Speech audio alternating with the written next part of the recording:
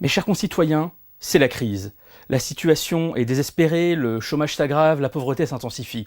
C'est donc le moment idéal pour vous parler des Hordes. Et oui, les Hordes, une série française en 4 parties de 90 minutes, diffusée en 1990 sur la 5. La 5 de Berlusconi, comme vous en souvenez peut-être, avec ses variétés à paillettes, son jeu Banga en route pour l'aventure, et bien malgré tout, la 5 a produit cette série-là. Une série d'anticipation politique, de Mad Max révolutionnaire. On va en parler un peu plus précisément. Alors en fait, l'homme qui est à l'origine de cette production, c'est Gérard Jourduy. Gérard Jourduy, c'est un homme très important à la télévision française, notamment dans les années 80. C'est lui qui a lancé La Dernière Séance, l'émission avec Eddie Mitchell et aussi sur laquelle a travaillé Patrick Brion.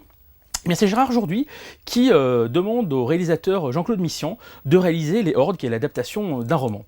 Alors Les Hordes, en fait, c'est l'histoire de la révolte des pauvres. Et si les pauvres, dans un futur proche, se révoltaient contre le gouvernement et prenaient le pouvoir. Voilà, grosso modo, le cadre dans lequel se déroule cette série d'anticipation politique. Alors en fait, le héros, c'est un flic qui va devoir s'infiltrer parmi ces groupuscules pour essayer de comprendre qui tire les ficelles, et lui-même va finir par comprendre qu'il est lui aussi manipulé par des personnes du gouvernement, par des personnes qui manipulent elles-mêmes ces hordes, puisqu'au cours de cette série, on va voir que carrément les hordes vont arriver à détenir le pouvoir, mais ça ne va pas forcément se passer comme prévu, et ce flic, ce héros que l'on va suivre tout au long de cette histoire, va finir par être complètement désabusé de voir comment la situation va tourner.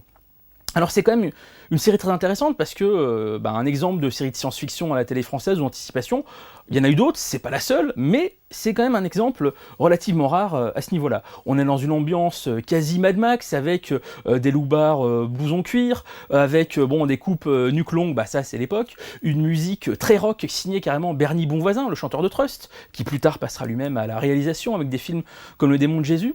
On a un décor très froid, très béton, très urbain. En fait, le réalisateur a profité de certaines nouvelles architectures qui est apparues à la fin des années 80, notamment à Paris, comme par exemple la Cité des Sciences de la Villette. Alors, ce qui fait que si on connaît un peu le quartier en question, c'est un peu amusant, voire limite grotesque de voir ces décors utilisés comme un décor futuriste, alors que 20 ans plus tard, c'est plus justement un témoignage de l'époque qui n'a pas forcément très bien vieilli. Mais voilà un peu qui a été l'objet de cette série, qui justement a ce propos, d'une parabole, quasiment sur la situation des pauvres, donc il est quasiment dans du misérable futuriste, un petit peu une réflexion aussi sur des révolutions soviétiques, tout simplement, et ça fait aussi penser à la situation actuelle. Ça, je vais pas non plus vous dresser le portrait de la situation, je l'ai déjà fait au début de ce blog. En termes de casting, dans cette série, on retrouve notamment Corinne Touzé, oui, la Corinne Touzé qui jouera quelques années plus tard dans Une femme d'honneur, donc la gendarmette de TF1.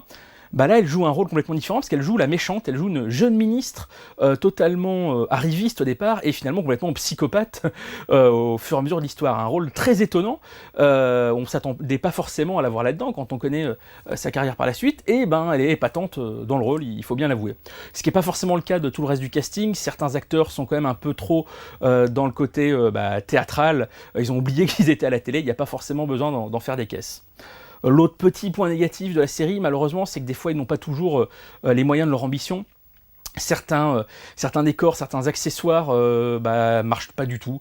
Notamment, il y a une machine pour manipuler les esprits, pour un peu faire des lavages de cerveau, tout simplement, contre les rebelles. C'est ni plus ni moins qu'un casque de moto sur un vulgaire fauteuil. Et voilà, ça, malheureusement, c'est l'un des plus gros écueils de la série. Mais il faut pas pour autant que ça vous empêche de la découvrir, d'autant qu'elle est disponible en DVD, ça a été édité. La preuve avec ce coffret, il y a même quelques bonus. Donc voilà, Les Hordes, une belle tentative, j'ai envie de dire, de faire un Mad Max politique, de faire un New York 1997 avec une conscience sociale française, un beau mélange donc.